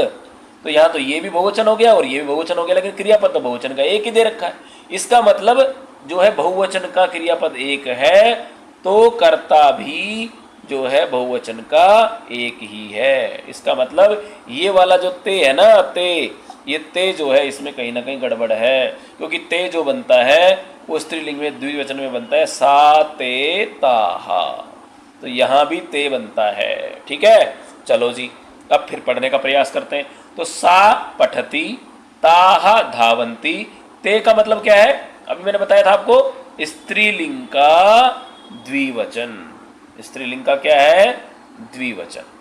ठीक है, अब मैंने आपको द्विवचन का और बताया था कि द्विवचन जहां होगा वहां पे क्रियापद के अंत में क्या आएगा, तह। तो देखो तह कहाँ आ रहा है, यहां आ रहा है। अब बच गया एक सह पठती। क्लियर।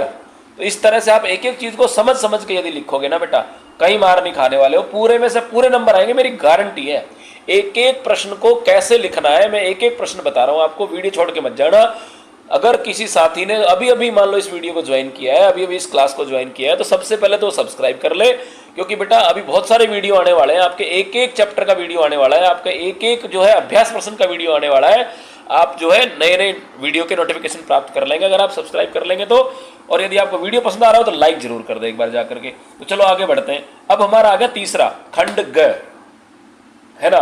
तो खंड ग में हमने पढ़ा था कि उसमें आती है अनुप्रयुक्त व्याकरण, और ये आने वाला है आपके 18 अंकों का। ठीक है, तो अब देखो आपने खूब पढ़ा था बेटा क्या, वर्ण संयोजन और वर्ण वियोजन। वर्ण संयोजन, अब देखो ध्यान से पढ़ना, मैं आपको 2 शब्द बता रहा हूं। एक तो है ये वर्ण संयोजन वाला। संयोजन का मतलब होता है जोड़ना, प्लस करना, है ना। मैं आपको एक एक टेक्निकल वर्ड बता रहा हूं, कहीं घबराने की जरूरत नहीं। कई बार हम उल्टा कर देते हैं, करना हमें जोड़ना होता है हम उसको अलग अलग कर देते हैं, हमें अलग अलग करना होता है हम उसको जोड़ देते हैं। तो हमें वर्ड को समझना पड़ेगा, शब्द को समझना पड़ेगा, उसका मीनिंग समझना पड़ेगा। यहाँ पे जो शब्द लिखा है ना बेटा, वो लिखा है संयोजन। तो संयोजन का मतलब होता है जोड़ना। बस ये आप अपनी डायरी पेंसिल लेकर के नोट कर लो, संयोजन का मतलब जोड़ना होता है। ठीक है, अब आप देखेंगे आगे आपको यहाँ दे रखा है, देखो यहाँ पे दे रखा है वर्ण विच्छेद। वर्ण विच्छेद का मतलब होता है अलग अलग करना। क्या करना जी? अलग अलग करना।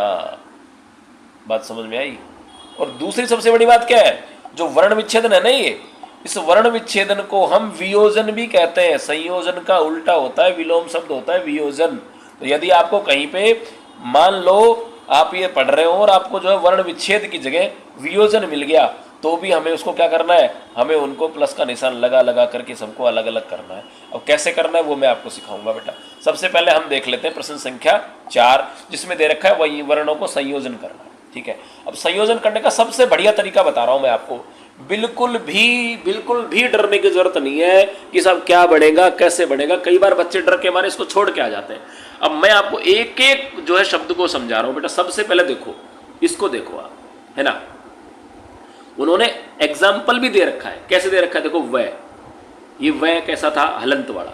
हलंत का मतलब होता है कि उसमें स्वर नहीं है। स्वर क्या है? नहीं है।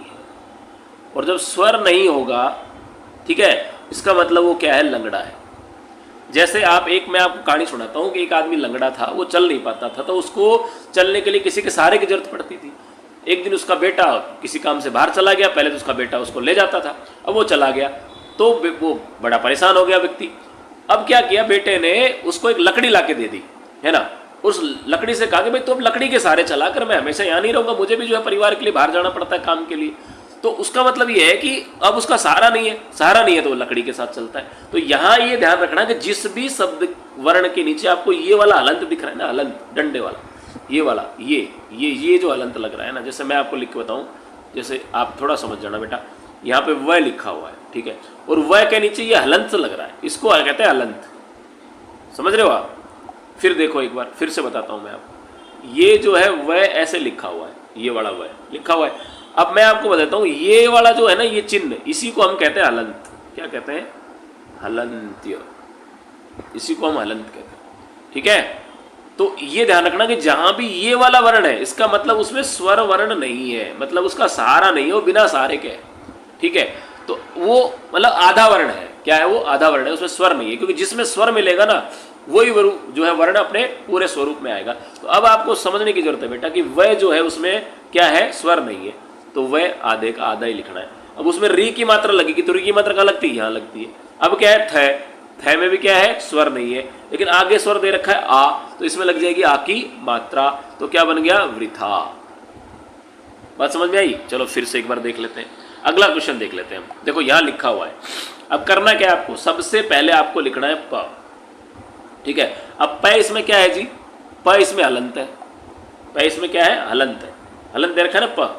अब प हलंत है तो उसमें किसकी मात्रा लगेगी? ऊ की लगेगी, क्योंकि आगे ऊ आ रहा है, तो हम इसमें क्या लगा देंगे? ऊ की मात्रा। समझ में आ गया?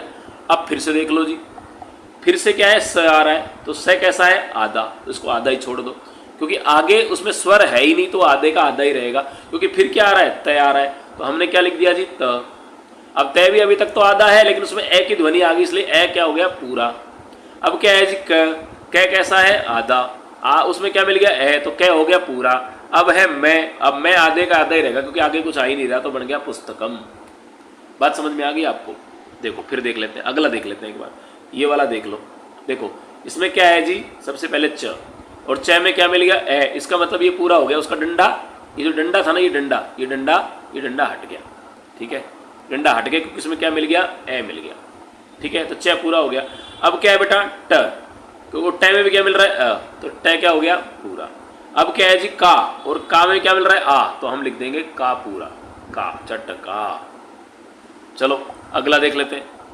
अगला जब देखेंगे तो उसमें ये आने वाला है। देखो ये वाला, बात समझ में आ रही है? वो हलंत जो है उसमें दब गया लाइन में, इसलिए मैं उसको दोबारा लाइन बना रहा हूँ उसकी। चलो मैं ऐसे बता देता हूँ, ये तीसरे वाला जो है ना, ये वाला, ऐसे आपको ज़्यादा समझ में आ जाएगा। ठीक है, तो सबसे पहले क्या लिखेंगे बेटा? क। ठीक है, अब कै कैसा है? कै कैसा है? आधा है। आगे क्या है? री, तो इसमें री की मात्रा कहाँ लगेगी? नीचे, क्री। अब क्या है जी स और ए, तो स और ए क्या बन गया पूरा स, और क में क्या है क, आगे क्या है आ, और आ कैसा है विसर्ग वाला, तो क्या बन गया कृषकाहा। बात समझ में आ गई। अब बच गए दो, और इन दो को आप खुद करोगे और कमेंट बॉक्स में लिख के बताओगे कि क्या बनेगा। अगर इसमें गड़बड़ हुई, अगर आपको ये समझ में नहीं आए तो मैं इसको फिर बताऊंगा, आप बिल्कुल चिंता मत करो बेटा, है ना। तो कमेंट बॉक्स में फटाफट लिख के बताओ।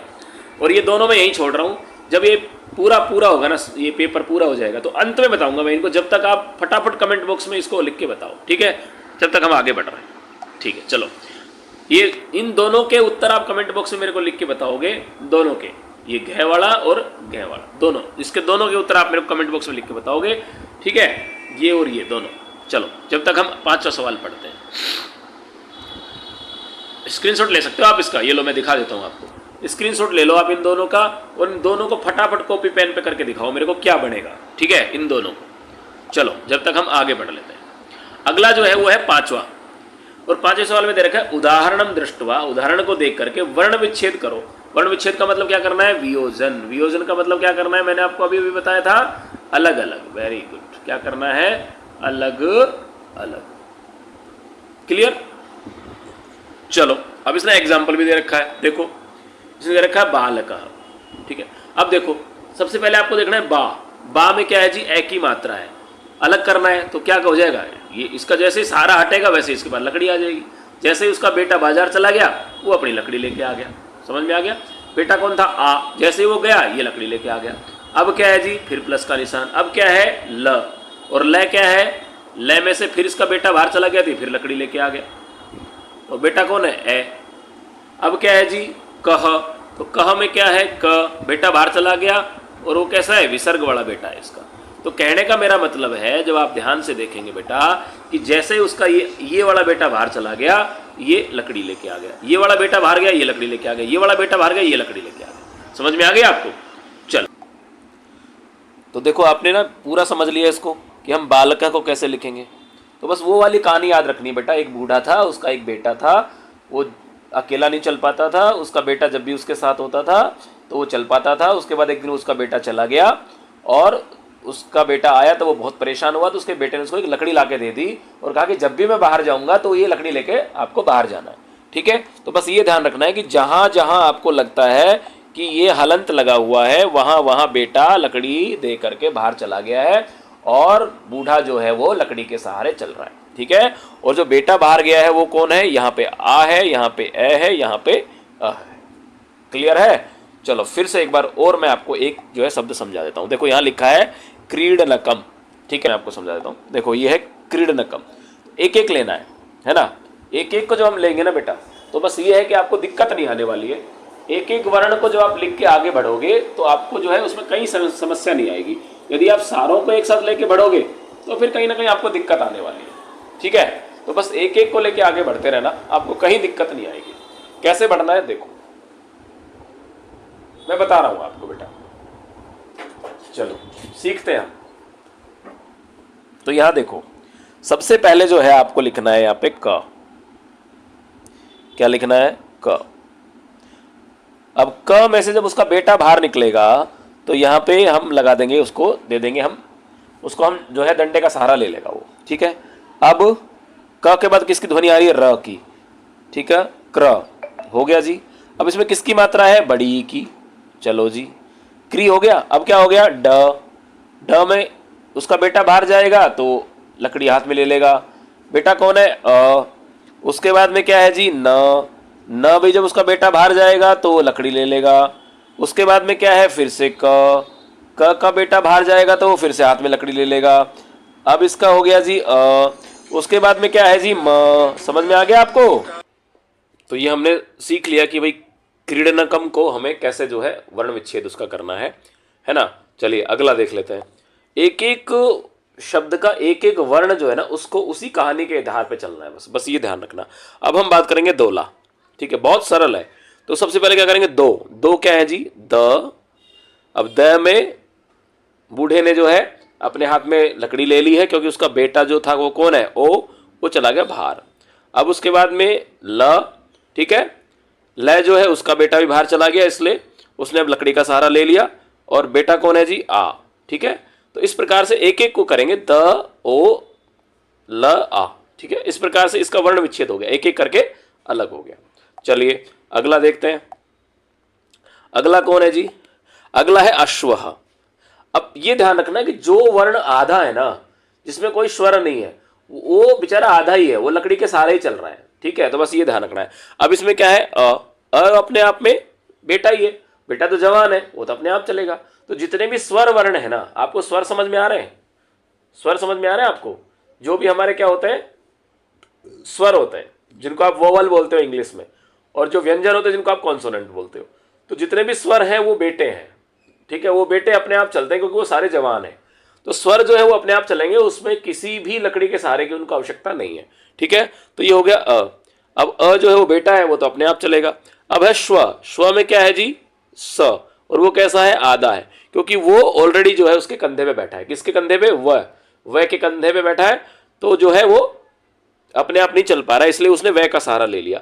अब वह क्या है जी? वह बेचारा बूढ़ा है, उसका जो बेटा है वो उससे बाहर चला गया, विसर्ग वाला बेटा है उसका। तो ये इसका वर्ण विच्छेद हो गया, अश्वः, ठीक है। चलिए अगला देखते हैं। अब है मृगा, वही वाला जो आपको एग्जाम्पल वहां पे दिया था ना, वृथा वाला। अब देखो म, सबसे पहले क्या आएगा? म। अब म में जो उसका बेटा कौन है? री, क्योंकि री की मात्रा इसमें लग रही है, तो इसका बेटा हो गया री। अब कौन है जी? ग। और ग में क्या है जी बेटा? आ। और आ में क्या लग रहा है? विसर्ग। तो ये हो गया मृगाहा, ठीक है। अगला देख लो। अब है एतौ। अब एतौ क्या है? ए तो स्वर है ना, अकेला चलेगा। अब तौ में किसकी मात्रा है जी? तौ में औ की मात्रा है, तो उसका बेटा कौन हो गया? औ। और तय हो गया जो है बूढ़ा, उसने अपने हाथ में ले लिया डंडा, ठीक है। इस प्रकार से जो है आप उस कहानी के आधार पे आराम से सारे इस शब्दों के जो है आप वर्ण विच्छेद कर लेंगे। चलिए अगला प्रश्न हम देख। तो चलो अब हम बात करते हैं प्रश्न संख्या 6, ठीक है। यहां लिखा है उचित कर्तृ पदम चित्वा रिक्त स्थानानि पूर्यत, अर्थात उचित कर्ता पद का चुनाव करना है। और चलिए अब हमारा प्रश्न है 6, प्रश्न संख्या 6, उचित कर्तृ पदम चित्वा रिक्त स्थानानि पूर्यत। उचित कर्तृ पद को चित्वा मतलब चुन करके रिक्त स्थान पूर्ण करने हैं, रिक्त स्थान भरने हैं। अब यहाँ पे मूल पद क्या चुनना है जी? कर्तृ पद चुनना है। अब मैंने आपको बताया था कि कर्तृ पद क्या होता है, कर्तृ किसे कहते हैं। जल्दी जल्दी कमेंट बॉक्स में बताओ, फटाफट बताओ कि कर्तृ का मतलब क्या होता है, ठीक है। क्योंकि मैंने आपको पहले भी बताया था, जब मैंने आपको सेंटेंस मेकिंग की बात करी थी, सेंटेंस स्ट्रक्चर की बात करी थी, उस समय मैंने आपको बताया था कि जो है आपको सब्जेक्ट, ऑब्जेक्ट और वर्ब उसमें होती है। वेरी गुड वेरी गुड, ये देखो कमेंट बॉक्स में आ गया कर्ता, वेरी गुड। इसका मतलब कर्तरी को क्या कहते हैं? कर्ता कहते हैं। अर्थात कर्ता कौन होता है? काम को करने वाला। तो चलिए सबसे पहले आपको यहां पे ढूंढना है उचित कर्ता। अब उचित कर्ता कैसे ढूंढेंगे? हम ढूंढेंगे क्रियापद को देख करके, है ना। तो यहां पे ये दो दे रखे हैं, देखो इसमें से दोनों में से कोई एक लिखना है, इनमें दोनों में से कोई एक, इनमें दोनों में, इनमें से दोनों में से कोई एक लिखना है। अब दोनों में से एक का चुनाव करेंगे तो करेंगे किस आधार पे? तो उसके लिए हमें क्या करना है बेटा? उसके लिए हमें देखना है यहां पे क्रियापद। कौन सा क्रियापद? ये बिल्कुल अंत में दे रखा है, ये वाला जिसके नीचे मैंने अंडरलाइन कर दी। ये क्या है? क्रियापद है। और ये ध्यान रखना है कि क्रियापद का जो वचन है, ठीक है, क्रियापद का जो वचन है वही वचन जो है कर्ता का होगा। बस ये ध्यान रखना है, दोनों का वचन समान है। जो क्रियापद का वचन है वही कर्ता का वचन है, क्योंकि कर्ता पद के अनुसार ही क्रियापद आता है। बात समझ में आ गई? तो अब चलो देखते हैं। सबसे पहले हम पढ़ते हैं इसको। पहला कह रहा है रिक्त स्थान पुस्तकम पठंती। अब पठंती क्या है? बहुवचन है। मैंने आपको बताया भी था कि लास्ट में जब आपको अंति की ध्वनि ऐसे सुनाई दे रहा है, देखो बेटा सफलता का कोई शॉर्टकट नहीं होता, लेकिन फिर भी मैं आपको बता देता हूं, अंति जहां आपको सुनाई दे रहा है वहां बहुवचन होता है, ठीक है। तो बहुवचन का मतलब क्या है? क्योंकि आप इसी से उसकी पकड़ कर सकते हो, ठीक है। तो यहां पे देखो बहुवचन बालिका बालिकाहा, तो बालिकाहा क्या हो गई? बहुवचन हो गई। तो यहां पे बेटा जो आने वाला है वो आने वाला है बालिकाहा। बात समझ में आ गई? क्या आएगा इसमें? इसमें आएगा बालिकाहा, दूसरे वाला, ठीक है। चलिए जी अगला देखते हैं दूसरा। रिक्त स्थान फलम खादती। खादती का मतलब क्या है? एक वचन, ठीक है, एक वचन। अब देखो यहां पे एक वचन कौन है? सह है या फिर ते है? पढ़ा था हमने। ते किस में आता है? एक तो बहुवचन में आता है पुल्लिंग में, और एक स्त्रीलिंग में द्विवचन में आता है। तो सह क्या है? एक वचन है। तो यहां बस ये ध्यान रखना है आपको कि सह जो एक वचन है तो यहां पे सह आएगा। क्या आएगा? सह। क्लियर? ते नहीं आएगा, जो ते है वो नहीं आएगा क्योंकि वो क्या है? द्विवचन है, इसलिए वो नहीं आएगा। चलिए अगला देखते हैं। तीसरा देखो दे रखा है विहरतः चटकाह चटके। अब विहरतः मैंने आपको बताया था जिस क्रियापद के अंत में आपको तह सुनाई दे रहा है वो द्विवचन का होता है। लट लकार की बात कर रहा हूं मैं, केवल लट लकार की। क्लियर? अभी केवल लट लकार, कक्षा 6 में मैं केवल लट लकार की बात कर रहा हूं, तो वहां पे जो तह होता है वहां द्विवचन होता है। अब आपको देखना यह है कि भैया इन दोनों कर्ता पदों में से, कर्तृपदों में से द्विवचन वाला कौन सा है।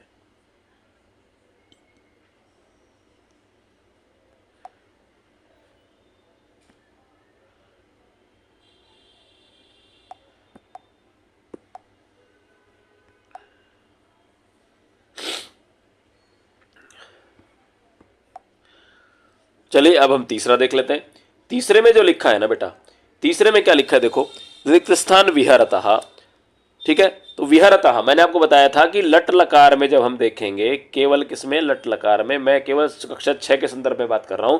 लट लकार में जहां भी आपको तह नजर आएगा इसका मतलब वो जो है द्विवचन का क्रियापद है। क्या है? द्विवचन का क्रियापद। अब देखो जब क्रियापद द्विवचन का है तो कर्तृपद भी क्या होगा? द्विवचन का होगा।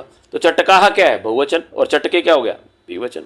इसका मतलब यहां पे क्या आएगा? चटके। क्लियर? चलिए जी, अब उसके बाद में हम बात कर रहे हैं, अगला जो है आपका वो है जी चरतः।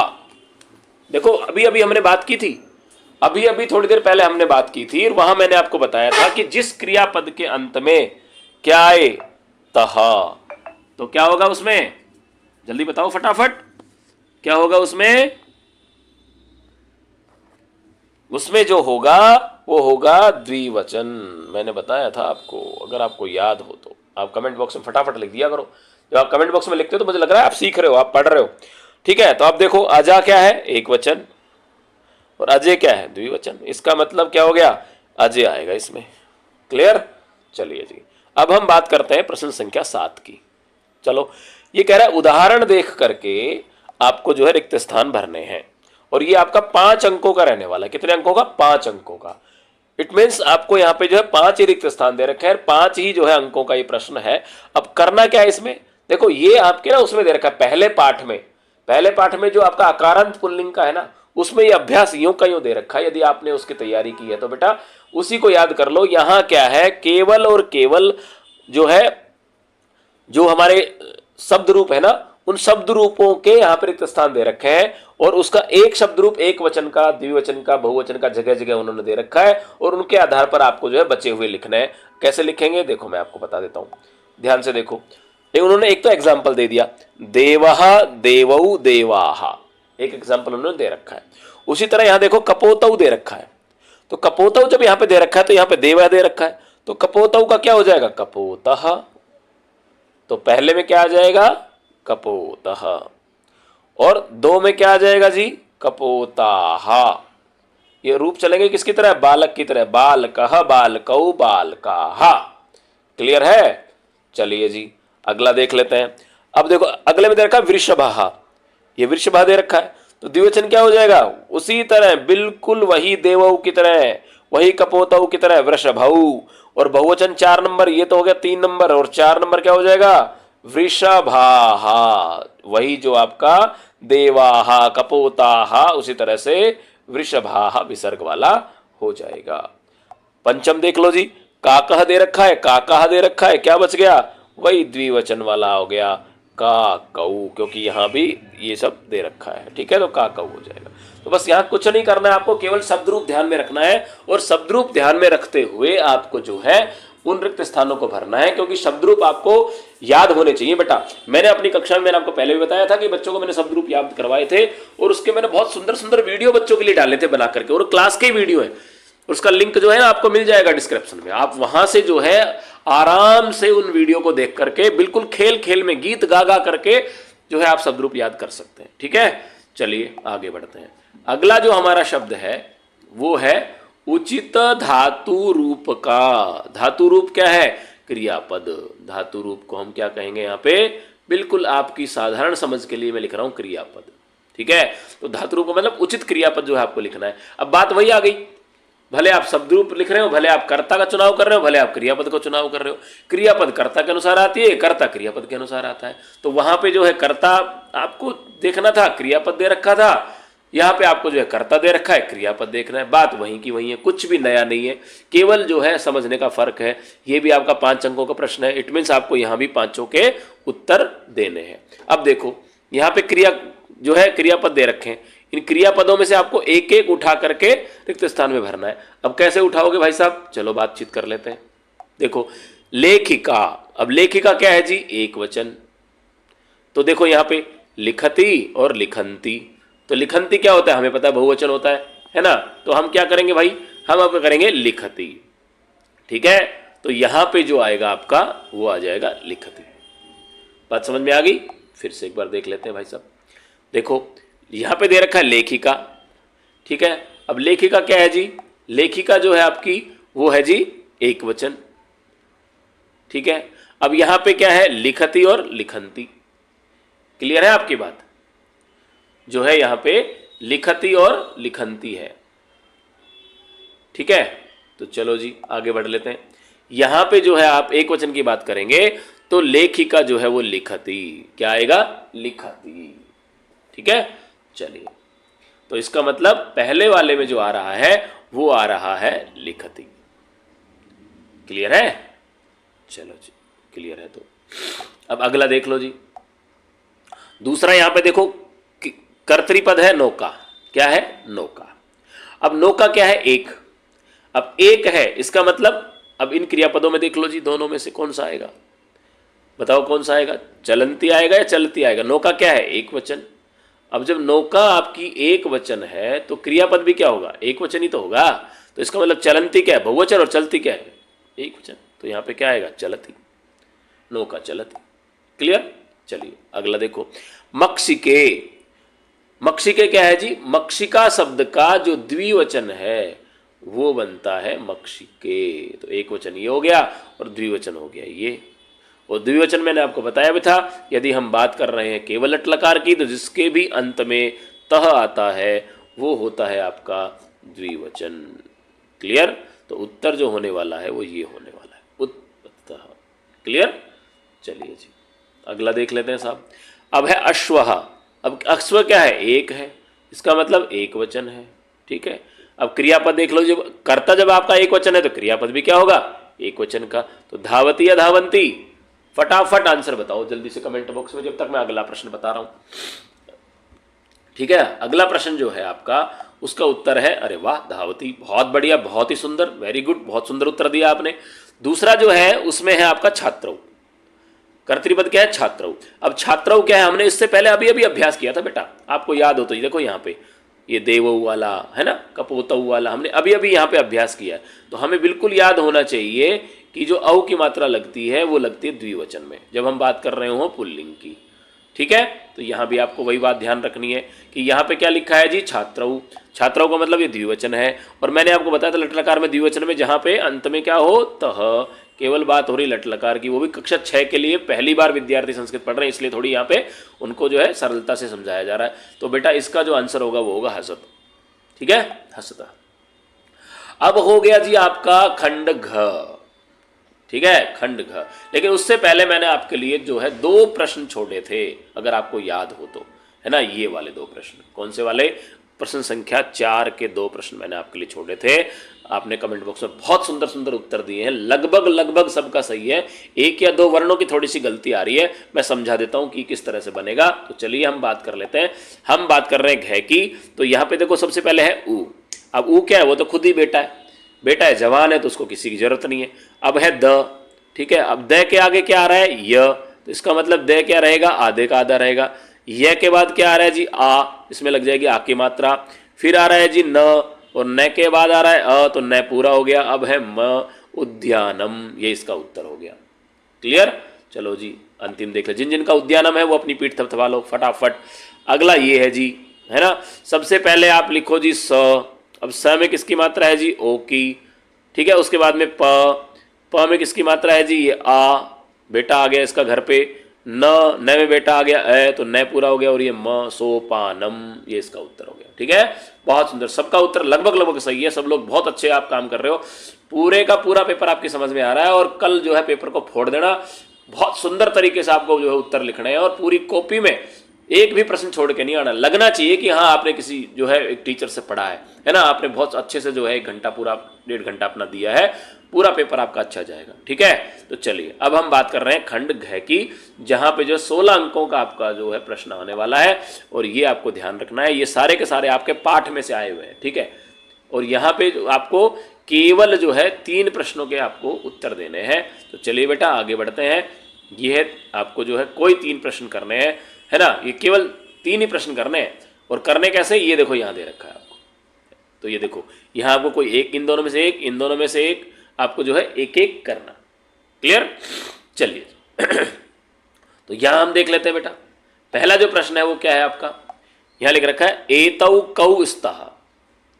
अब इसका उत्तर देने से पहले आपको क्या पढ़ना है, इस पूरे गद्यांश को आपको पढ़ लेना है। क्या पढ़ना है, एतौ कौ एतौ सुनकौ स्तः, ये दोनों कौन है, ये दोनों कुत्ते हैं।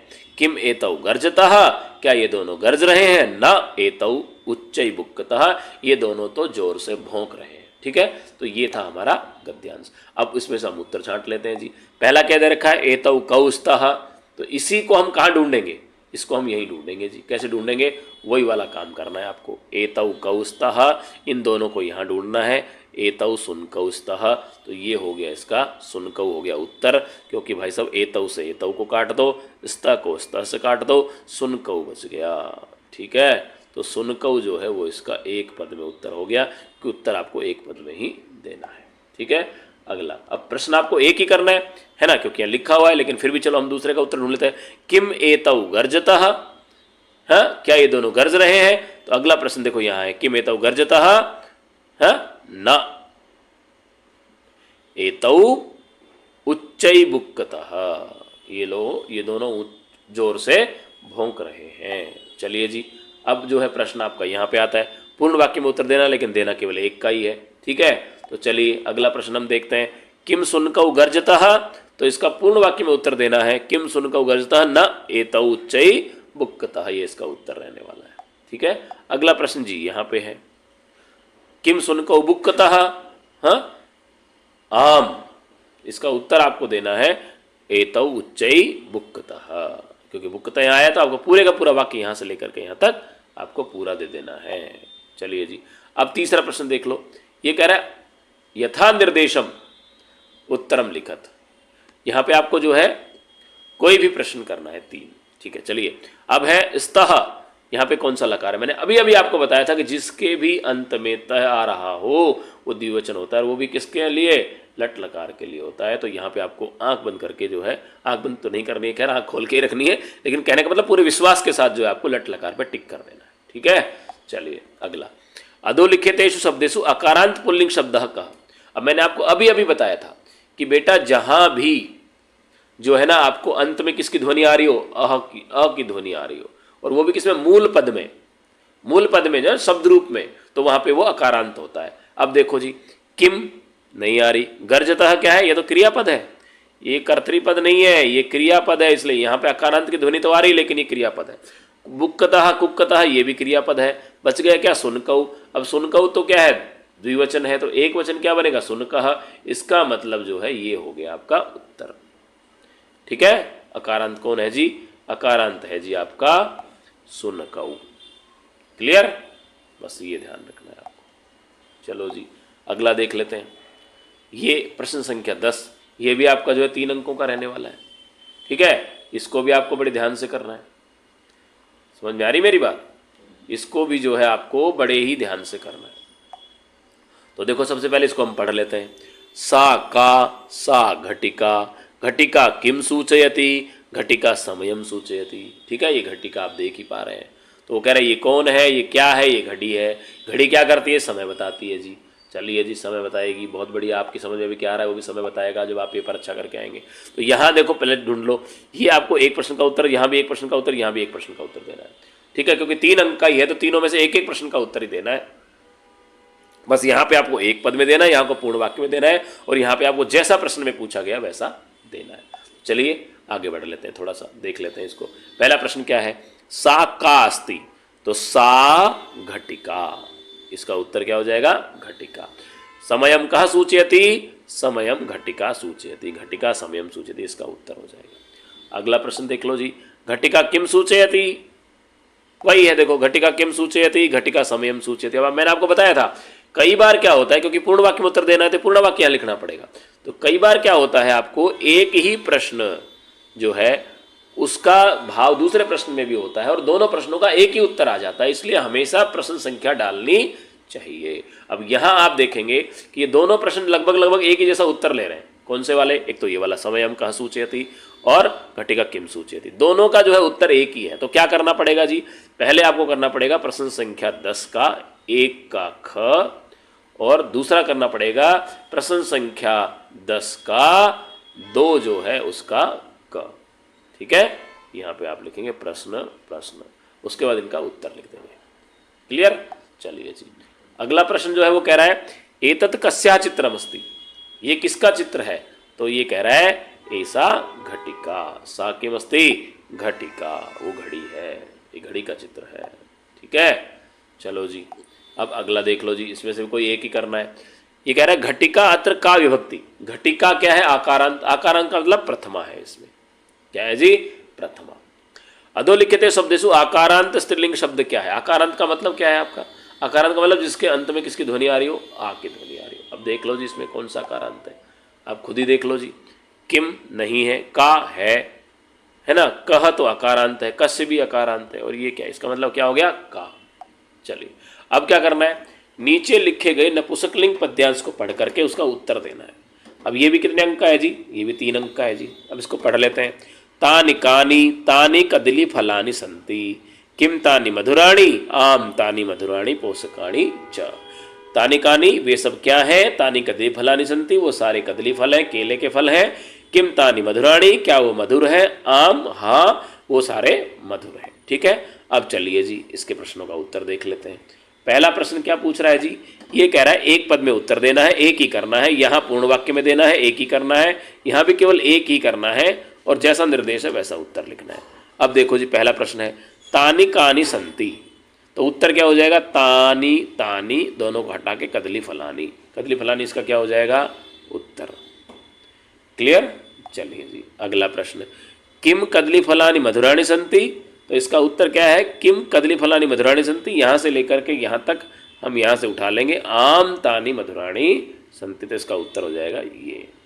ठीक है, चलिए जी अब आपको उत्तर देना है पूर्ण वाक्य में। कई बार क्या होता है आपको एक पद में अगर उत्तर समझ में नहीं आ रहा है, आप भले पूरा वाक्य लिख दो, शिक्षक जो है आपको उसमें पूरे नंबर देगा। चलिए अब हम बात करते हैं पूर्ण वाक्य की। तो कह रहा है कानि मधुराणि पोषकाणि सन्ति, तो वो कहता है कि वो क्या है, तानि मधुराणि, इसका उत्तर क्या हो जाएगा, ये तानि मधुराणि पोषकाणि च सन्ति। दूसरा अगला प्रश्न है अत्र चित्रे कानि सन्ति, प्रश्न पूछ रहा है वो कि ये देखो ये अत्र चित्रे कानि सन्ति, तो कह रहा है अत्र चित्रे तानि फलानि सन्ति, ये इसका उत्तर हो जाएगा। क्लियर, अगला प्रश्न जो है क्या है, यथा निर्देशम उत्तरत। अब यहाँ यथा निर्देशम उत्तरत से मतलब है केवल एक ही प्रश्न करना है जी। मधुरम अत्र का विभक्ति, मधुरम में यहाँ कौन सी विभक्ति है जी, मधुरम में प्रथमा होती है, क्योंकि फलम फले फलानी, फलम फले फलानी इसमें आ जाएगा जी। ठीक है, और यदि हम बात कर रहे हैं मधुराणी है ना, तो मधुराणी जो है उसमें मधुरम शब्द में आपकी द्वितीय भी हो सकती है, क्योंकि नपुंसक लिंग के दोनों ही विभक्तियों में समान रूप चलते हैं, फलम फले फलानी, फलम फले फलानी, मधुरम मधुरे मधुराणी, मधुरम मधुरे मधुराणी। तो यहाँ पे ये प्रश्न ही गलत है, क्योंकि इसके दोनों ऑप्शन सही हैं। इसमें जो है प्रथमा भी उत्तर हो सकता है, द्वितीय भी हो सकता है। अब ये DOE वालों ने ऐसा पेपर बना के दे दिया।